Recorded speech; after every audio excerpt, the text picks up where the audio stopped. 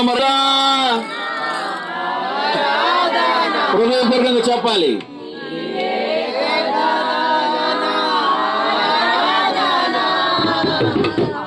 ఆరాధనా స్తుతి ఆరాధనా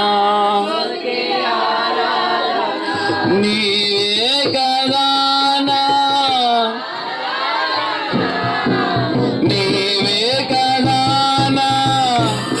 చెప్పలేదు నీవే కదా ఆరాధనా నీవే కదా ఆరాధనా ఆరాధనా స్తుతి ఆరాధనా ఆరాధనా స్తుతి ఆరాధనా ఆమేన్ ఆరాధనా స్తుతి ఆరాధనా నీవే కదా చెప్పండి నీవే కదా ఆమేన్